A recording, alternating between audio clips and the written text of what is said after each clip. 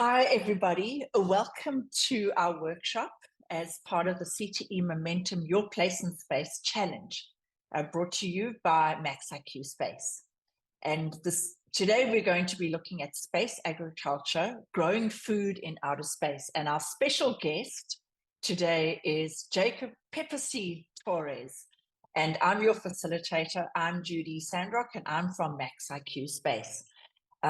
Just as a note, please post your questions in the chat during the main presentation.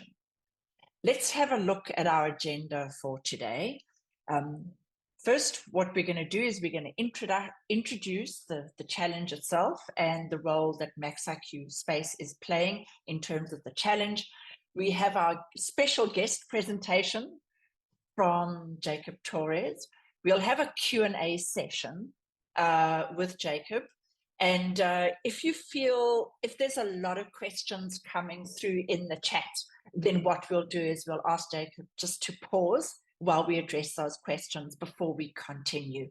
And then we'll be looking at how do we apply what we've learned in this session.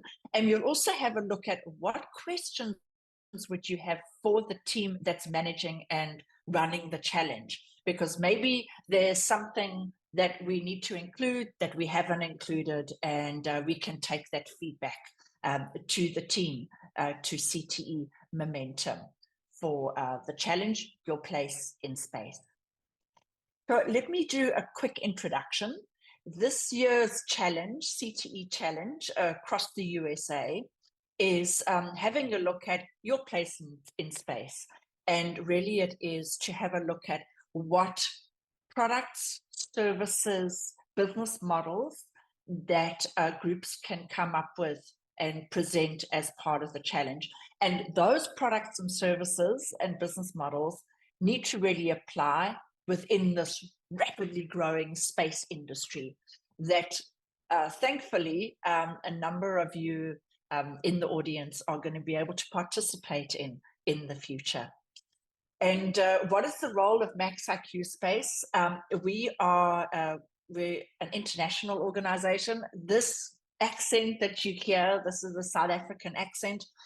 MaxIQ Space is made up of a number of us, a number of US based specialists, as well as international specialists. And really, we're a bunch of engineers who are wanting to inspire youngsters to pursue a career in STEM, science, technology, engineering, mathematics, specifically in the space industry. If I'm selfish about it, what I'm doing is that I'm actually doing what I would have loved to have seen when I was at high school. So that's a little bit of background to us. And what are we doing in terms of this challenge? What we're doing is we're providing some support, some content, connecting you with specialists so that you're able to build your proposal as best as you would like to before you submit it for the CTE Momentum Challenge. And I think with that, Jacob, what I'm going to do is let me hand over to you. Please feel free to share the screen, and if you don't mind, I had put you on mute earlier, so yeah, I can see you've unmuted. Great, thank you so much. I'm going to hand over to you now. Okay, thank you so much, Judy. What an honor it is to meet you. What an honor it is to be here today on behalf of the NASA Space Biology team to talk to you a little bit about what NASA is doing to grow plants on space, and then our plans to grow plants on the moon and Mars to feed the astronauts and do all kinds of other amazing things. So I have some slides today that I worked with together from a very special person named Dr. Joya Massa, who's a project scientist at Kennedy Space Center in Florida. I was able to talk to her that I was going to be talking to you today, and she worked with me to share these slides that I'm going to share with you. And so I'm just going to bring them up and I'll start going through them, and I'll tell you a little bit about space biology. Awesome. So again, these are my friend, Dr. Joya Massa's slides. This is what she shares with students when she's talking about NASA space biology. We are so lucky that we have two plant growth systems on the International Space Station. One of them is Veggie. The second one is Advanced Plant Habitat. In those two systems, we have been blessed to be able to grow many types of crops. Initially, we started with leafy greens, things that don't need to be pollinated, but you couldn't live on lettuce alone. You have to diversify the types of food that you grow, which means doing pollination, growing over a long duration, growing plants in the specific environment of the space station. And so those are things that we're working on. We started with leafy greens, and now we're doing things like peppers and tomatoes, which require pollination, and then they grow fruit.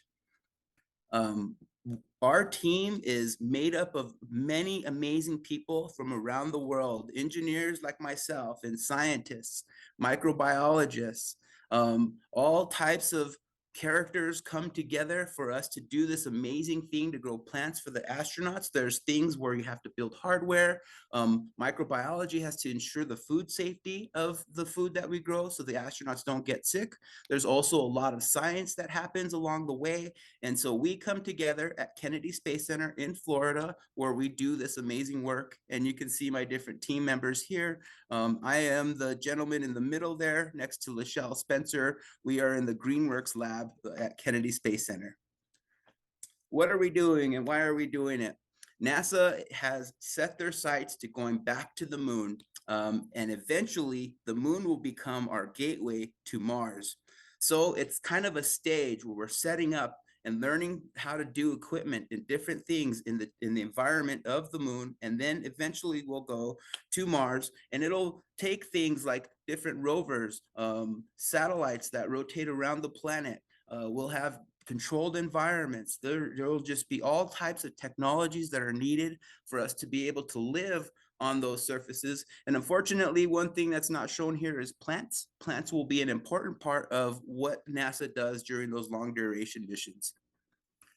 Why grow plants in space? Why are we doing this work? Of course, it is a lot of fun. We're having a great time. There was this great botanist named Charles Darwin who said that plants require gravity to grow. And so us leaving gravity to grow plants in microgravity goes against his theory that they need to have gravity. So we're doing things like science to understand what happens when plants grow, but the primary things that fuel us to grow plants in space is to generate food for the astronauts. And we know from travelers of past who have done long duration relocations from different parts, where if they have only food that is prepackaged or stored, that illnesses start to creep in, like scurvy and other things. Fresh foods are very important for anybody who's traveling, including our astronauts who are going to go on these long duration missions. Also, you're locked up in this small space for a long time, wherever you're going. If you're in the International Space Station, it's a real small space. If you're in a space capsule going to the moon, you're in together with a group of people. When we go to Mars, the transit to Mars could take 6 months to 2 years, depending on where the planet is when we leave. And so there's great psychological benefit for an astronaut to grow plants while they're on these missions. It keeps them busy and keeps them happy. Plants are also great for helping to recycle our atmosphere.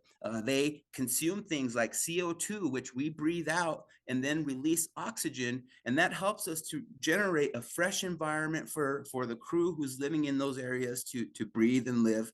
And then plants are great for filtering water. You can add almost any water into the root zone. They will drink it up, and then they transpire fresh and pure water, which can be introduced into the environment and then ultimately captured and used to drink. So these are NASA's main motivations for growing plants in space.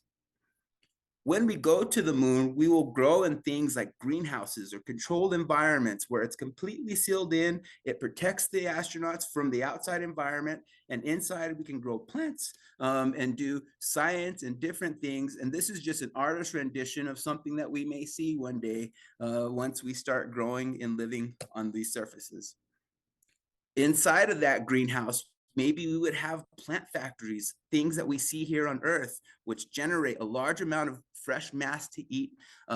This is one plant factory that Dr. Ray Willer got to visit at one point, and he took these pictures, and they're growing lettuce here where it continuously delivers an amount of food that whoever is there can eat. You harvest it and then do what you're going to do with it.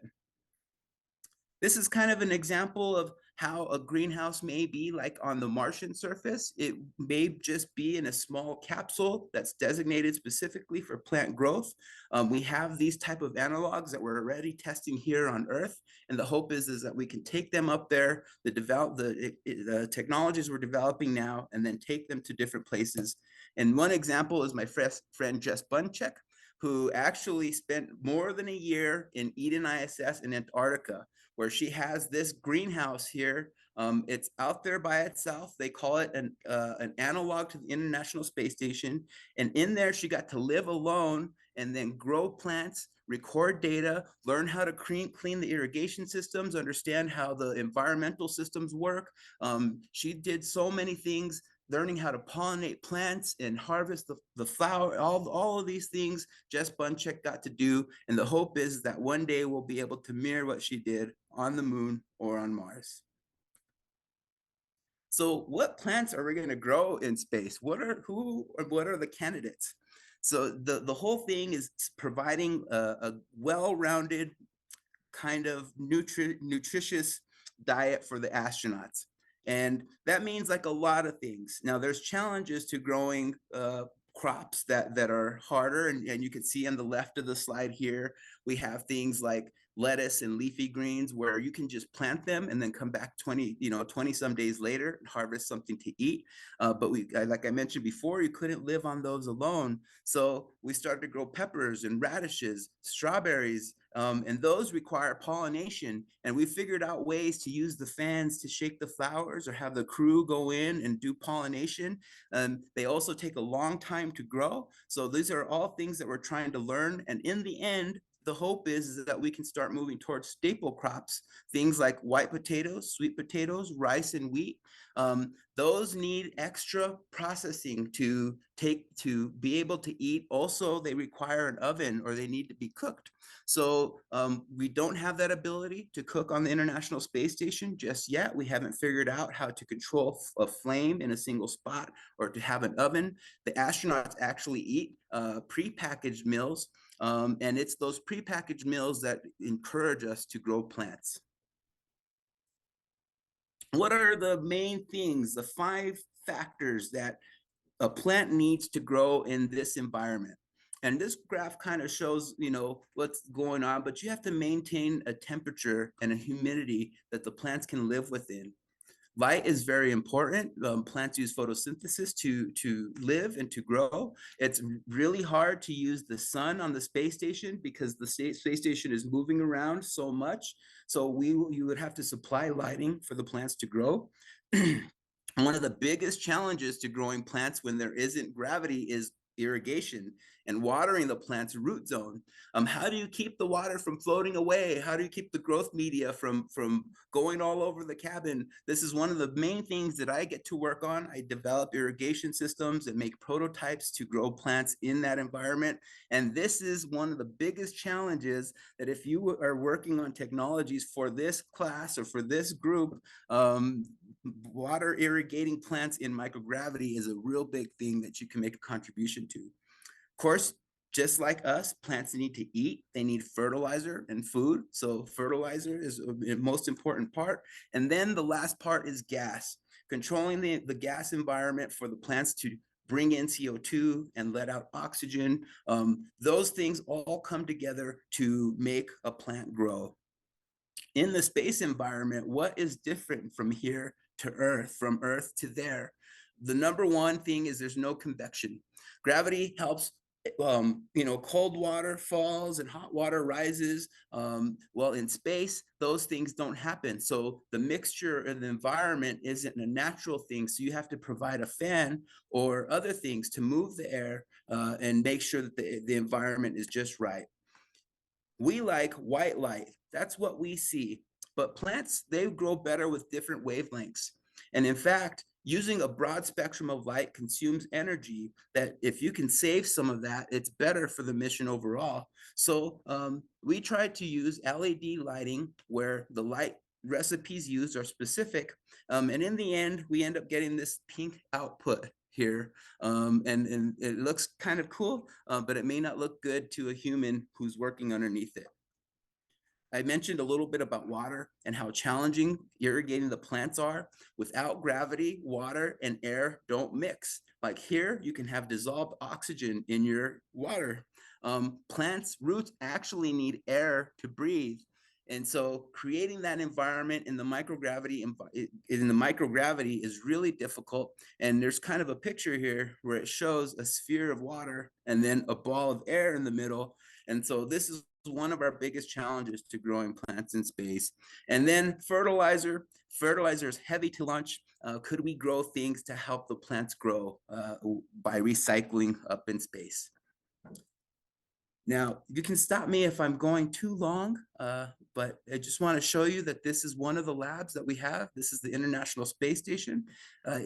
In here is where Veggie is in the advanced plant habitat. There are different crew quarters for different countries where they do amazing experiments, demonstrations, all of these things. And our crew, our astronauts get to go up there and do work. And then teams like mine work in places like Kennedy Space Center or schools, universities around the country and world where they do experiments, send them up to space, let the astronauts test them, record data. Many times we have a camera or we have sensors that are recording things that we can see on Earth.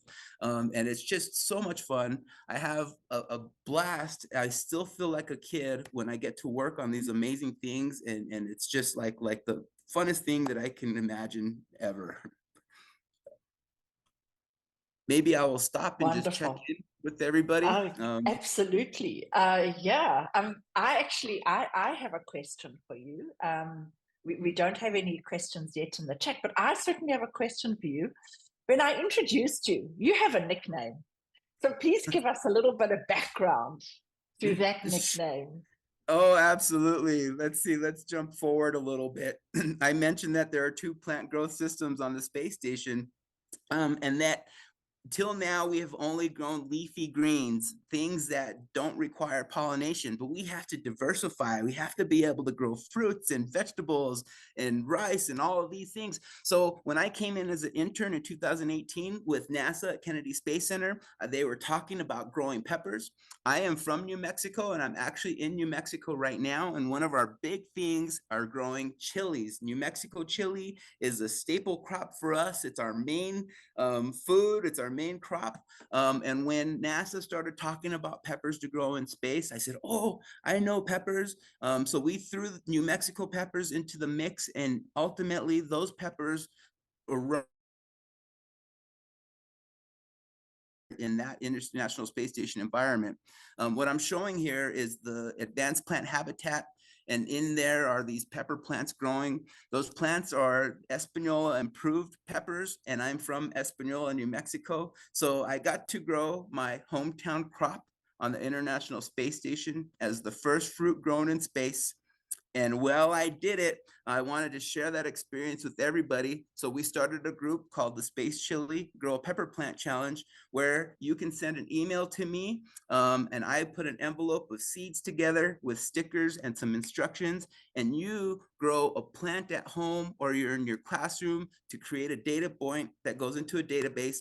And then that helps NASA select plants to grow in space.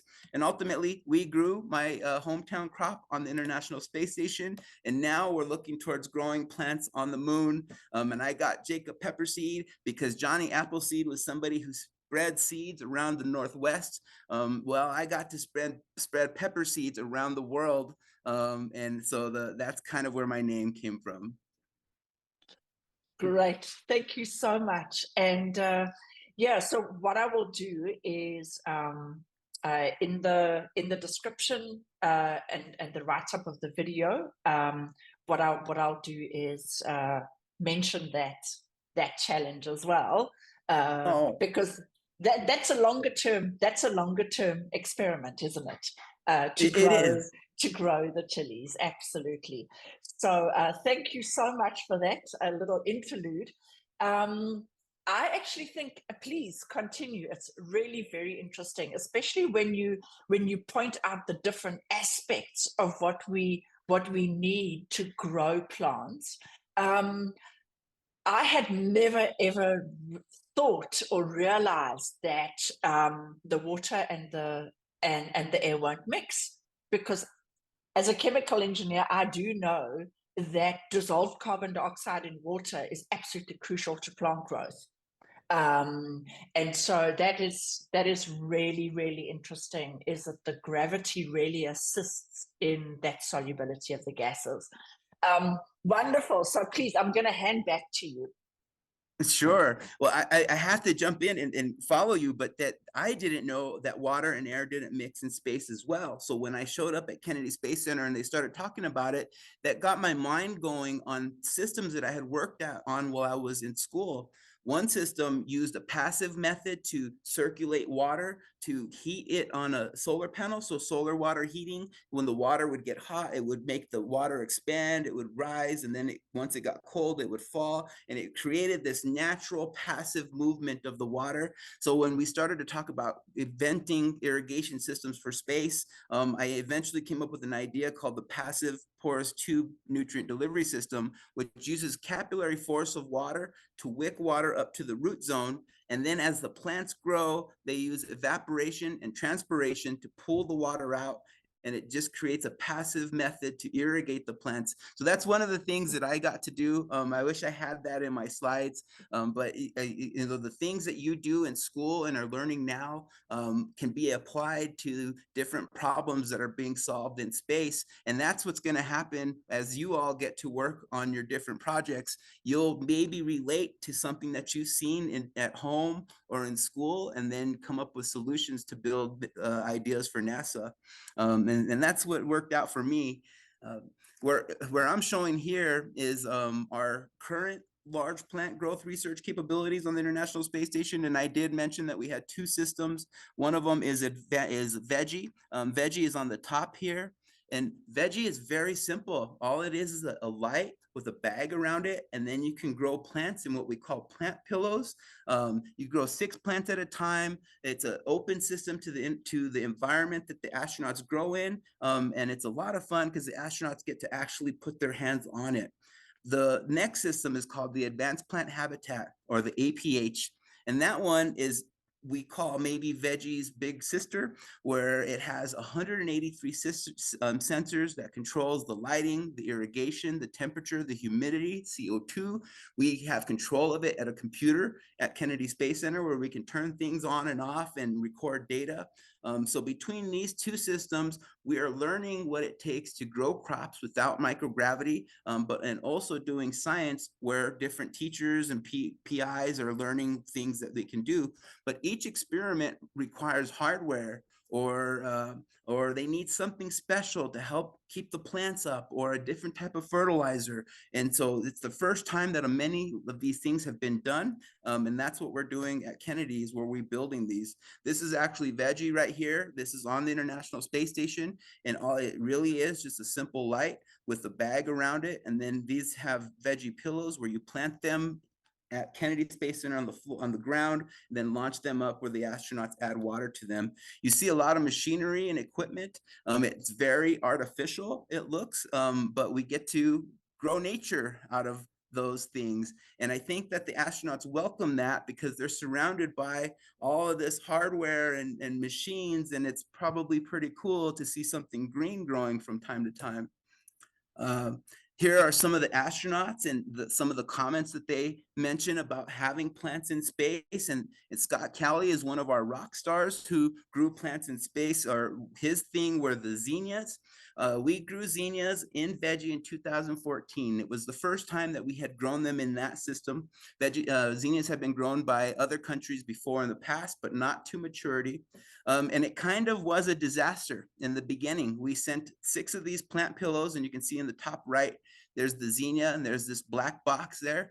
That black box is filled with growth media time release fertilizer, and then it has a little port where the astronauts can inject water to keep the plants growing. And that's how we keep everything from floating away. The 6 of them that we sent, 3 of them didn't grow at all.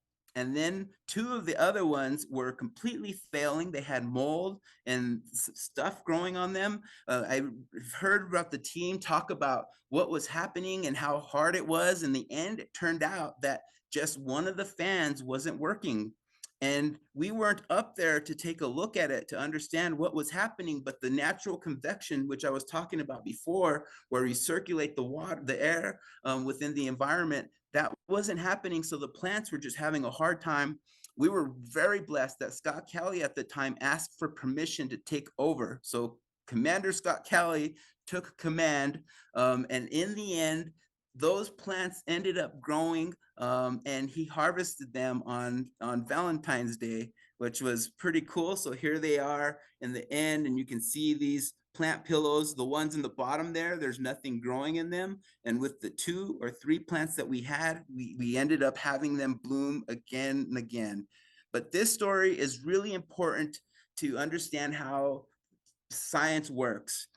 It was, by our metric, a complete failure in the beginning because our plants weren't growing. The ones that were had mold on them. We thought that we had lost them, but then Scott Kelly took them over, and then they grew great. And that just kind of shows how science is. It isn't always perfect. Many times it's trial and error. You can try and demonstrate things, but once you actually get there, many times it doesn't work out, but you find a way through. And so the zinnias are one of my favorite stories because I get to see how the NASA team reacted to what was not going to be good, and it turned out really awesome. And in the end, I actually got to get some of these flowers, and we grew them in the lab. I was one of the interns who got to grow these seeds, and it was just so much fun. We've learned so much through the zinnias, but there's been so many experiments that grow in that system. The crew seems to love it.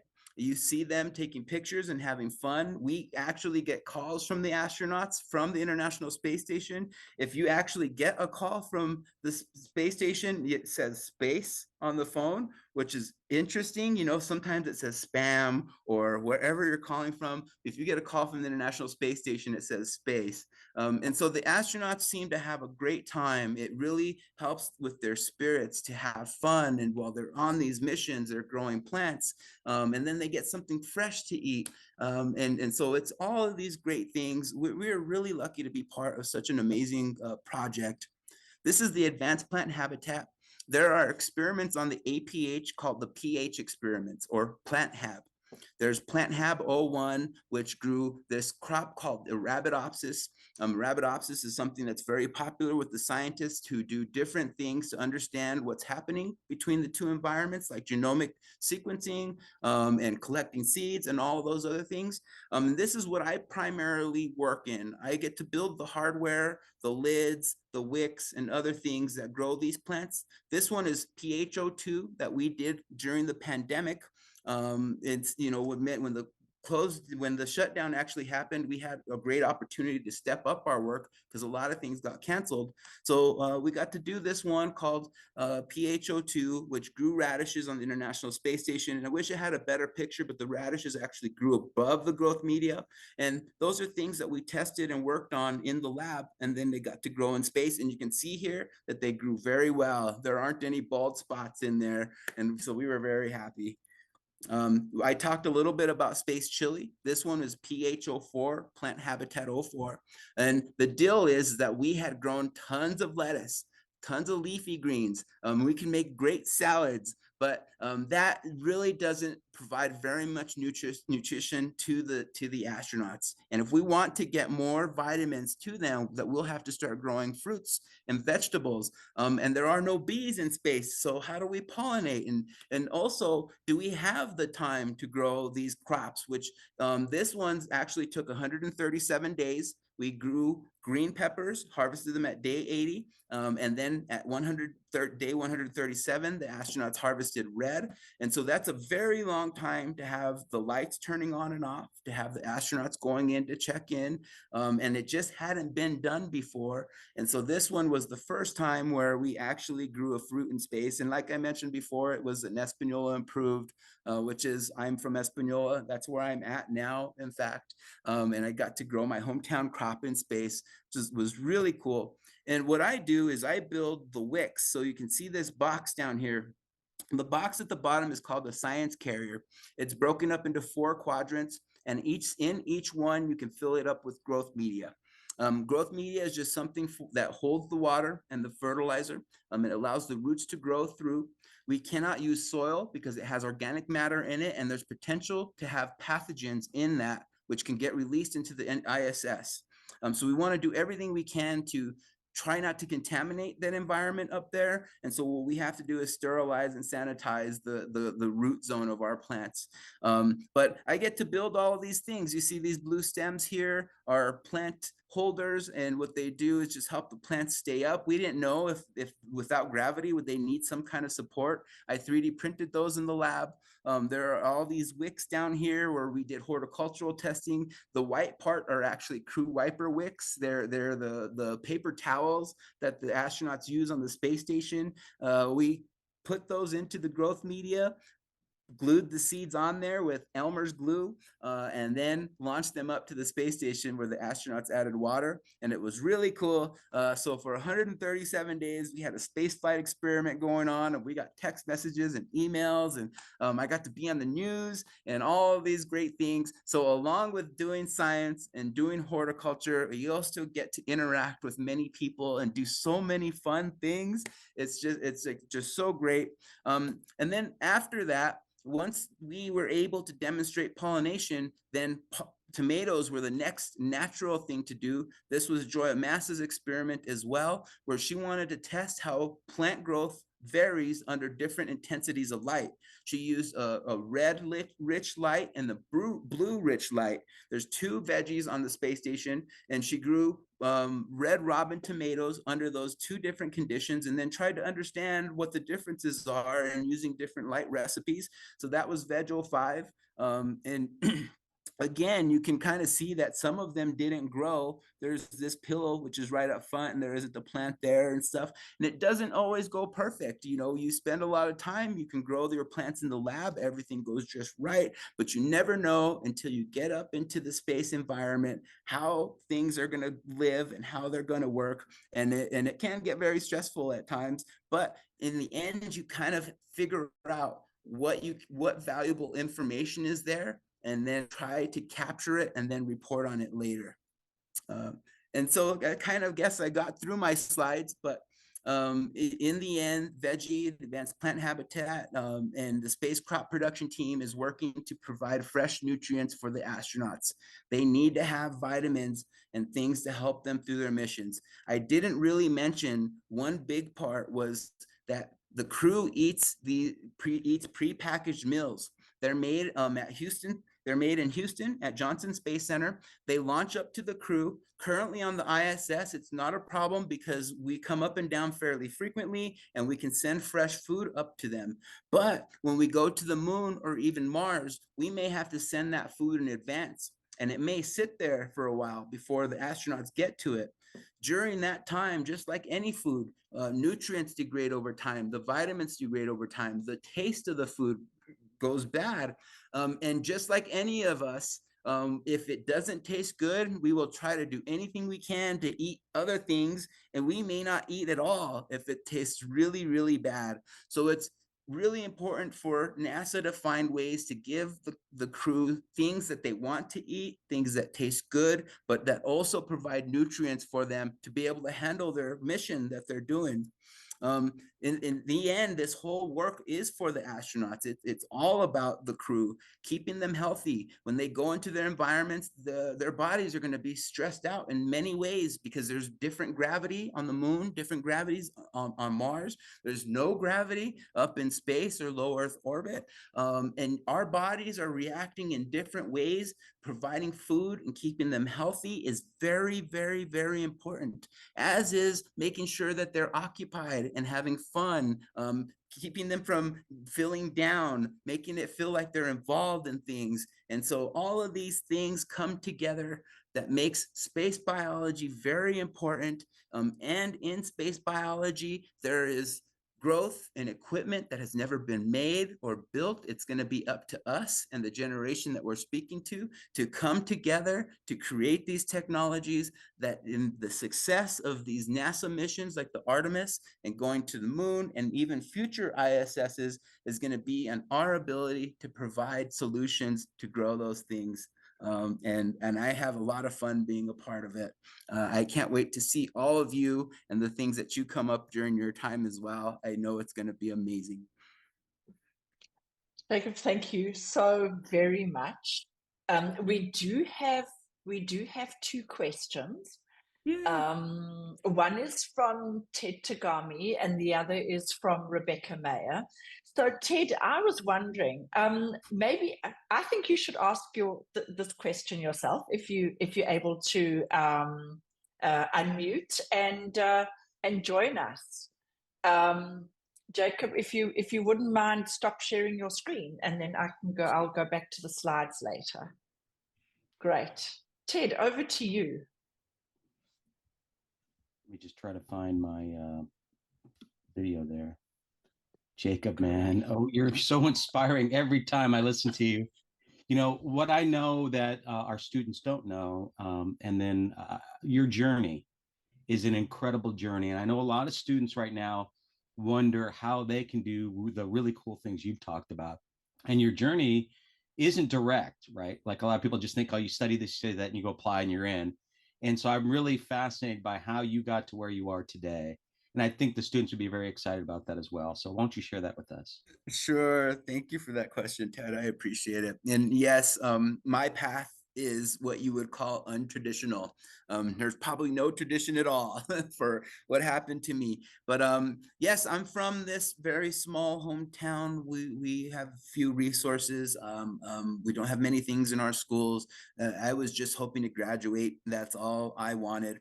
And in the end, I did graduate high school. But afterwards, I didn't think that college was something that I wanted to be involved in. So I went and worked out. I worked at different jobs. I started in restaurants where I bussed tables and I washed dishes and I worked for tips and all of these things. And it wasn't long before I realized that I could be an old man and still be mopping the floor and doing this work. And those are really honorable jobs and great things to do. But in my heart, I felt like I had more. So it wasn't until a little bit later in my 20s where I let that go and I signed up for classes at the local community college. For me, it started with just wanting to fix my car. Every time my car would break, it would cost $400 to change the fuel filter, or $400 or, to change the oil. These are things I felt that I could do. So I started to take automotive technology classes.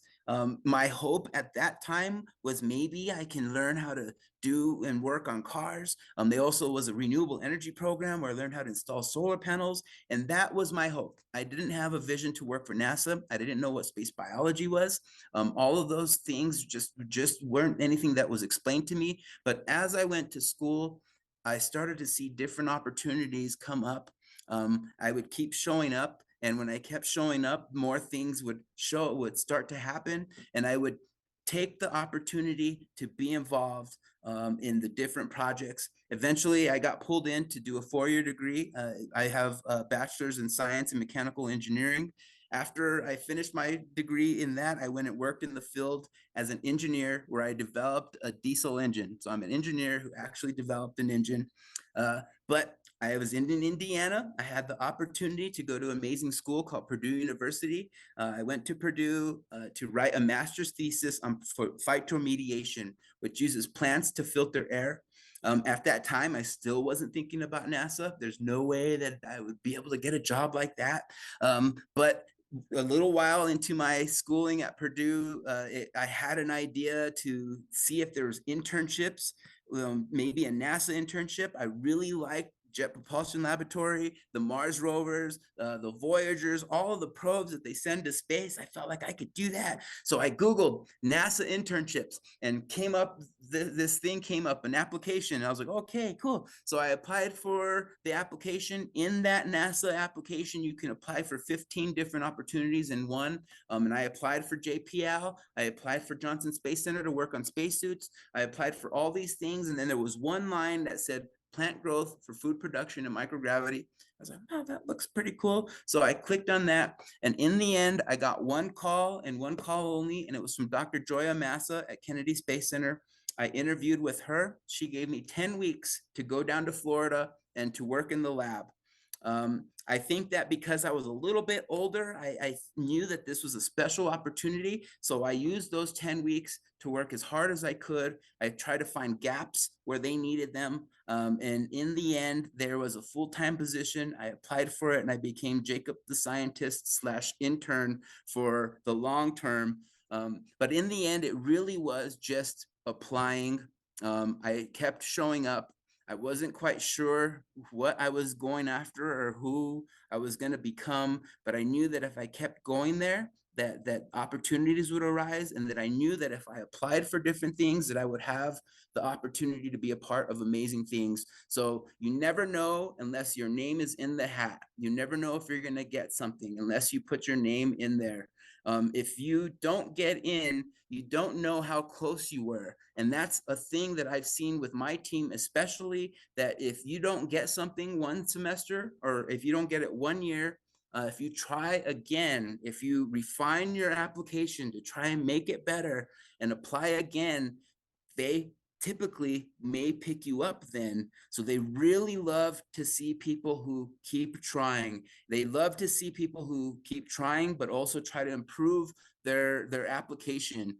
Maybe the funding wasn't available at the time, and it is this year. Maybe the need wasn't there for your skill, but it is now. So keep trying, try again.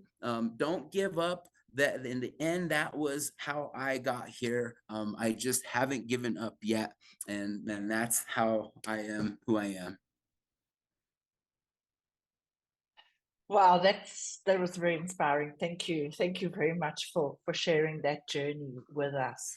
And I must say, I picked up on your tenacity and your determination in terms of problem solving when you described the challenges that the astronauts were having with some of the projects, and how you know, and how eventually what they did is that they persevered in terms of troubleshooting, and then they actually discovered that that fan wasn't working, whatever it was, you know. And I think that is what's really, really so crucial in terms of being a great engineer, is we have to master troubleshooting, because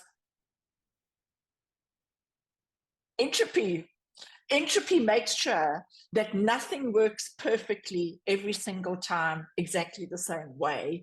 And also the thing is that when we can design things right down to the last molecule, and it's not necessarily going to work that way. And by not giving up, that is actually how we succeed. And you know, quite often, you know, especially when I engage with middle schoolers or high schoolers, and they're doing their projects and they get frustrated because maybe it didn't work the first time, maybe it didn't work the second time. What I always do is I always share with them, you know, if it works the first time for me, I'm actually concerned that maybe it's a little bit simple. Because the thing is that we only really know where the weaknesses are when things fail. You know, the challenge is, if it works perfectly, we don't really know how long it's going to work for. Is it going to work next time, etc. And you know, I think it was Elon Musk, you know, somebody in the early days of them, you know, reusing their boosters, somebody asked him, or somebody asked one of the astronauts, aren't you concerned that you're using secondhand equipment? He's like, The answer was, I never want to fly on a brand new aeroplane. I want to fly on an aeroplane that I know has taken off and landed so many times we can't count anymore. So yeah, I think that from an engineering, design, and innovation perspective, that's absolutely crucial to have that absolute determinism of just not to give up. So Jacob, Absolutely. thank you very much. Thank you very much for sharing that with us. Absolutely. Rebecca, absolutely. Rebecca, are you in a position to ask your question, or would you like me to ask it on your behalf? I can ask my question. I'm joined on my personal laptop and in this conference room. So hi, Jacob. Thank you so much for your presentation. This is so fascinating and really inspiring. You know, one of the things, you talked a lot about the impact of growing plants in space for the space industry and for astronauts and all of the science that we're pursuing in space.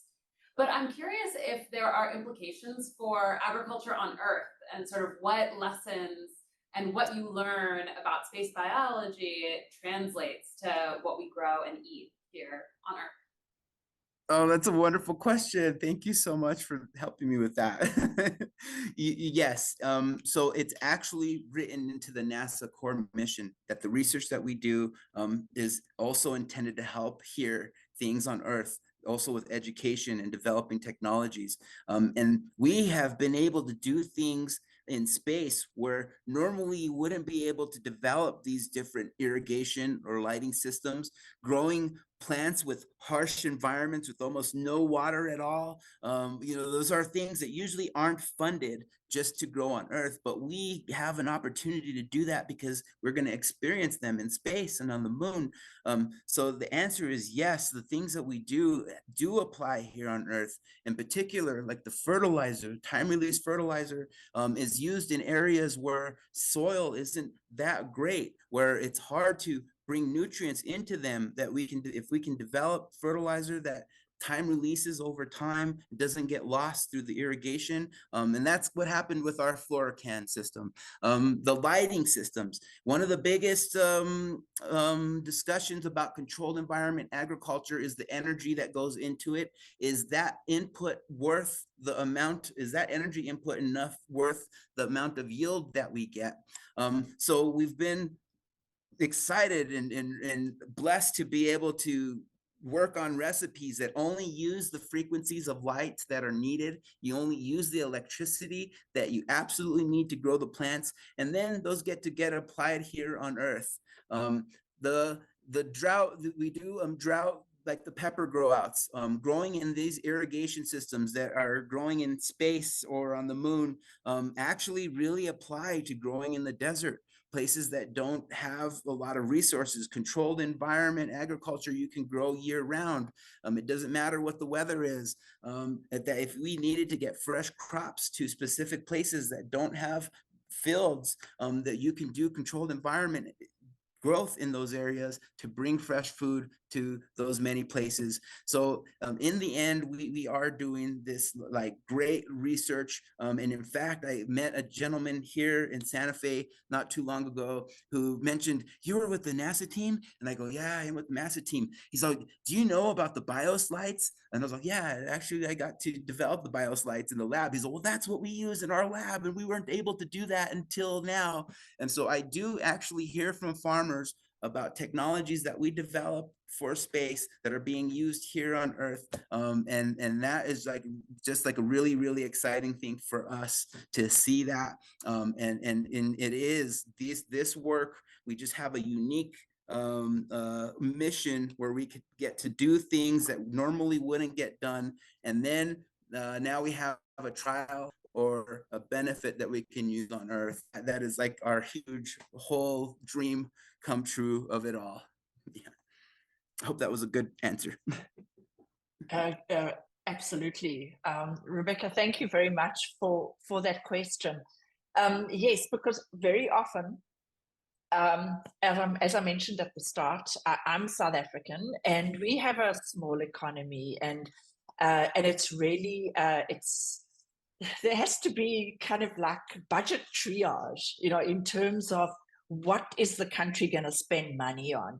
And very often, taxpayers will legitimately question, why are we doing things in space when we should be looking after our local communities, etc.? So the point that you bring home is absolutely correct.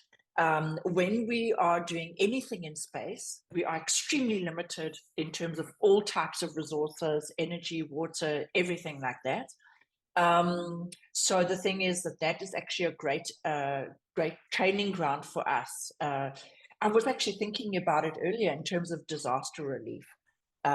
We have areas where fields are completely washed away in floods.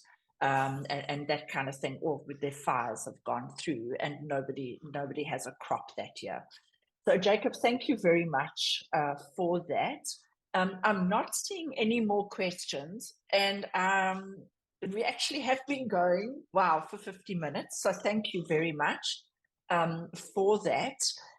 What I'd like to do is, I'm not sure if you just want to wrap up in terms of maybe any suggestions that you have for the groups in CTE schools, perhaps to look at.